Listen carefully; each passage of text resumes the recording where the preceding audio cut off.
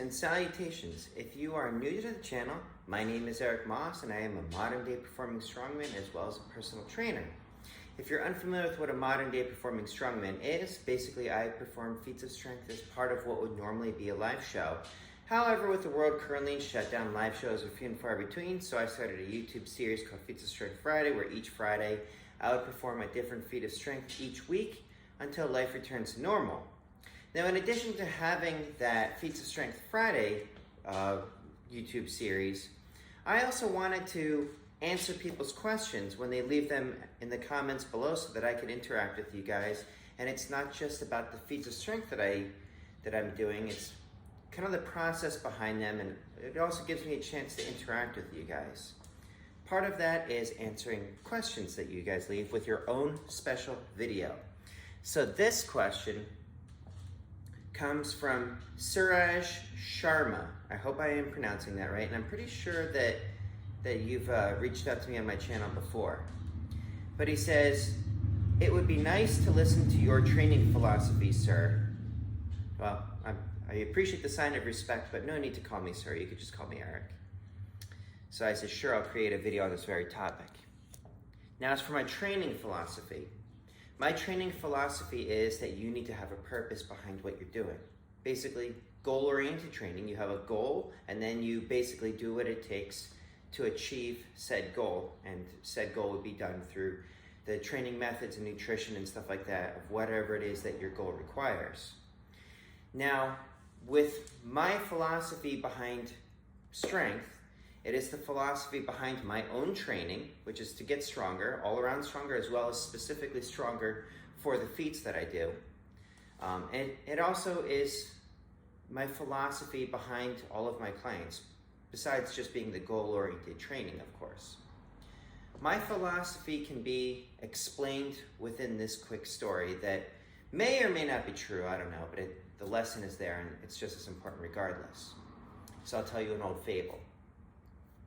Long ago, there was a great artist, a great sculptor, and he is walking along one day and he comes upon a stone, a very special stone. So he drags it home and he starts working on it, chipping away at it, working on it, chipping away at it for months, until one day he finally finishes it. So he brings it outside and he has this great unveiling, and all the people from the village came and they saw this great statue. And they said, "Wow, what a magnificent statue you've created." And he says, "I didn't create anything. The statue was always there. I just chipped away the rough edges that were obstructing it." Now, much like that statue is already within the stone, we have the power within us to lift a car off of a human being, to do amazing things.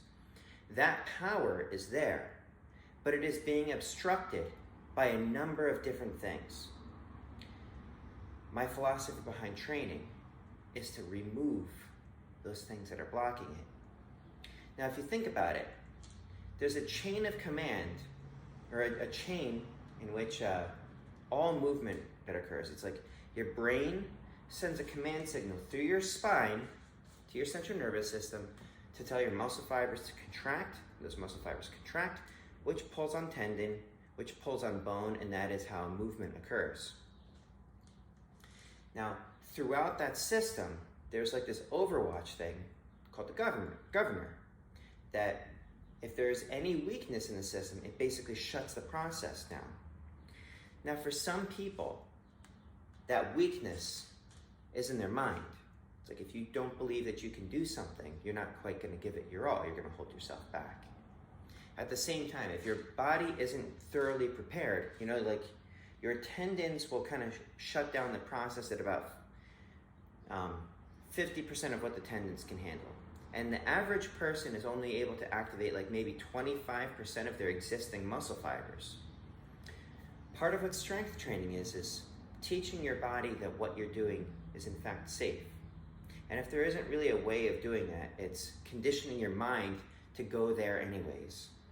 Like my world record in strength is in bending steel reinforcing bars on the bridge of my nose. There isn't any real way to train that I know of, besides just simply going there, and when you get good at going there, you can, when you go there enough times, you get good at going there. And that going there is basically shutting out everything that stops and being willing to push through discomfort. That's the truth about bending steel on the bridge of your nose. Now, isometrics are a good way to help kind of turn that off, because you can really throw the whole of your being into that without actually injuring yourself, because there isn't really any movement that's occurring. Starting with an easy weight, doing it a bunch of times and working your way up over time is another way to do it. There are multiple ways up the mountain. There are multiple paths to roam.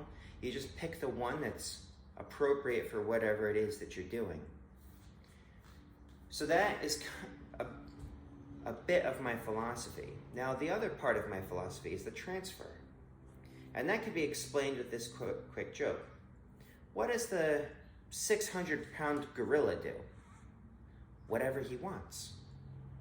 See, my idea behind strength training is that we should have the strength, we should have the physical capacity to live life on our own terms without the limits that come with weakness.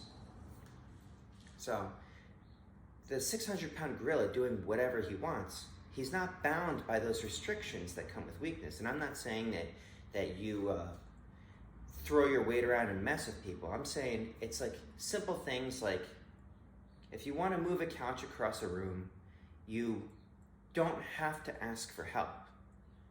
Asking for help is an option, but so is just moving it yourself. When we don't have those restrictions placed on us, many of them are self-imposed restrictions, then the world itself changes. You know, like most people, when they see a wrench, they think, no, there's a wrench, could use that for fixing things. I see a wrench and I'm like, I wonder if I could bend it. It changes your perception about the world when you attain a certain level of strength. So one of the things I encourage you to do is to set your mind on something that you want to achieve, and then explore what you're capable of. I mean, like, really, truly explore what you're capable of. But anyways, I hope that explains my philosophy. If you have any follow-up questions, drop them in the comments below. I'm always open to hearing feedback, and I'm always if anyone has any other questions, I'll try to get back to you with your own videos. But that is it for today. I want to thank you for sticking around. I want to thank you for watching. If you like the content, please let me know by hitting that like button. If you want to see more of this sort of thing, hit that subscribe button. If there's anyone that you think should see this, please share it with them. You know how the drill works. Anyways, that is it for today. Please stay happy, stay healthy, stay strong. Please stay safe, everyone. Eric Moss, over and out.